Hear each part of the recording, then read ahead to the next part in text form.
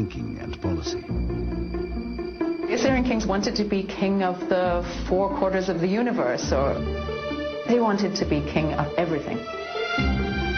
Now, they didn't know how big the world was. Everything was them and Babylonia. And if Babylonia was outside of that, then they weren't king of the 4 quarters of the universe.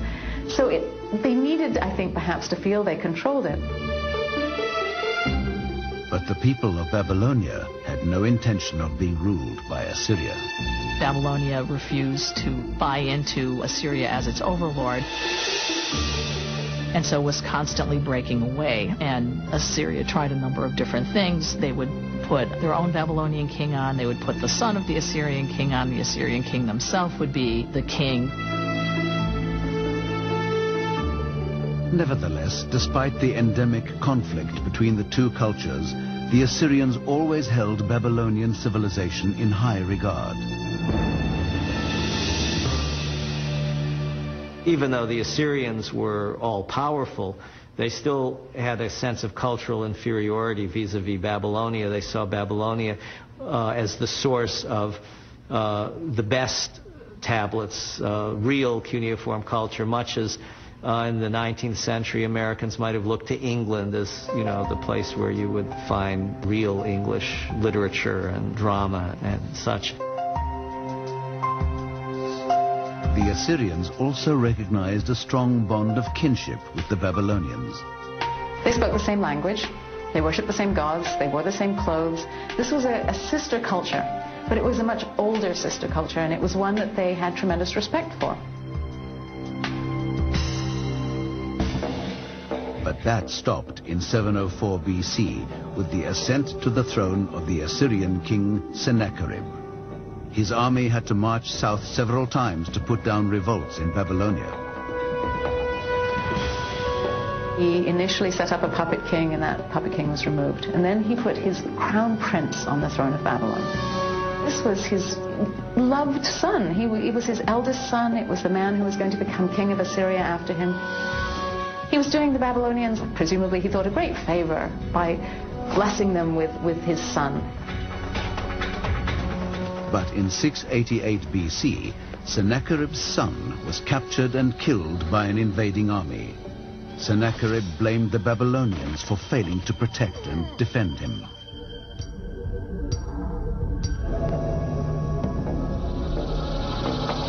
His relationship with the Babylonians got worse and worse. And in the end, he did what was unthinkable in a way, which was to go in and besiege Babylon. And he was brutal to it. Sennacherib has left us his own chilling account of the campaign. He wrote, "I pressed upon the enemy with the onset of a raging storm. I decimated the enemy host with arrow and spear. All their bodies I bored through like a sieve. I cut their throats like lambs."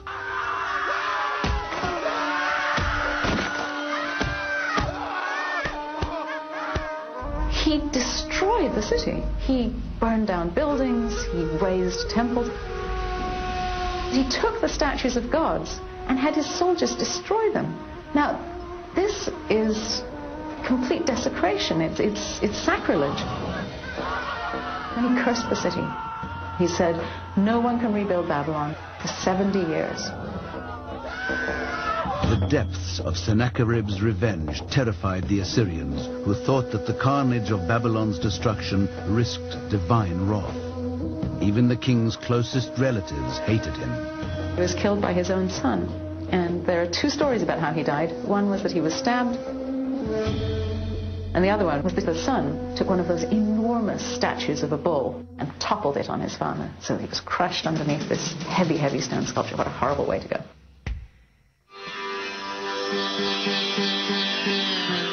Upon Sennacherib's death, his youngest son, Esarhaddon, became king of Assyria in 680 BC. He wanted to rebuild the city of Babylon immediately, mend fences with the citizens, and correct the huge mistake he believed his father had made.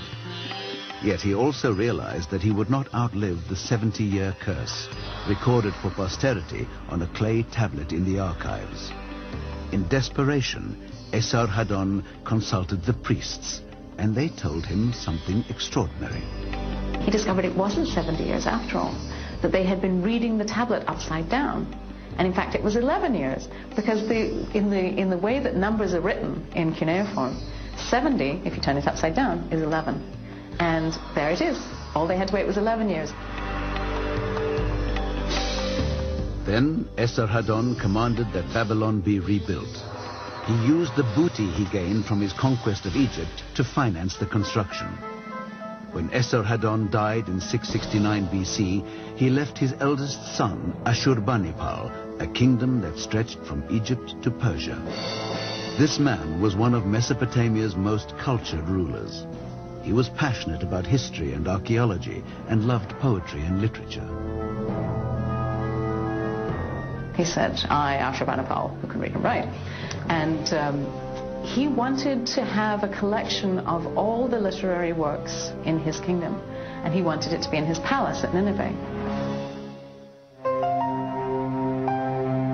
Ashurbanipal sent agents to seek out cuneiform tablets in the archives and schools of the Babylonian temples, which contained all the history and literature of the then-known world. His scribes meticulously copied and catalogued some 20,000 texts before depositing them in what was the world's first library in his beautiful capital city of Nineveh.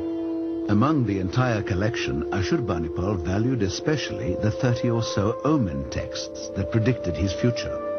One, for example, reads, "If the constellation Aries is faint, the king will encounter misery. If the stars of Orion sparkle, someone influential will get too much power and commit evil deeds." Most of the tablets had to do with the kinds of omen divination that was important for him if he was to rule properly in accord with the will of the gods and really survive as king. Ashurbanipal was a fine scholar and a great patron of the arts, but he was also the military leader of his people. His reign marked the zenith of Assyrian splendor, and under his command, the empire controlled the entire Near East. So for them, that was the universe, that was everything. But after Ashurbanipal's death in 627 BC, new power brokers in the region would rain devastating blows down on the Assyrian Empire. These guys are forming a pincers attack on the Assyrian heartland. Towards the end of the 7th century BC, Babylonia was in tumult. Ashurbanipal, the Assyrian king who was also the overlord of Babylon, had died. This was generally the signal to rise in revolt. In the ancient Near East, as soon as one king died, everybody tried to break away, thinking that there would be a moment of weakness in the empire. And that's when you have a bit of chaos, because everybody wants a piece of the throne.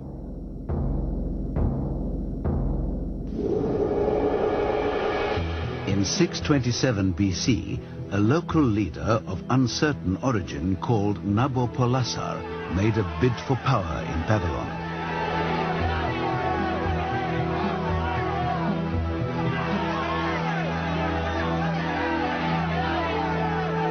He seems to have been a governor of Babylonia. And in the first millennium, you have a number of different ethnic groups in Babylon and Babylonia. And he is in charge of one of them.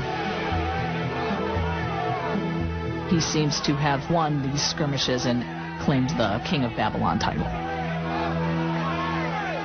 Professing himself a local hero and man of the people, Nabopolassar was determined to regain southern Mesopotamia's independence from Assyrian tyranny. The people rallied to his cause. In 626 BC, Nabopolassar founded a new Chaldean dynasty and started a war against the overlords. In 10 years, Nabopolassar had consolidated his hold over Babylonia, and he then began to threaten the Assyrian heartlands. At the same time, the Medes, who governed to the east, attacked Assyria along the banks of the upper Tigris. He starts ejecting the Assyrian garrisons and then pushing north into Assyria proper.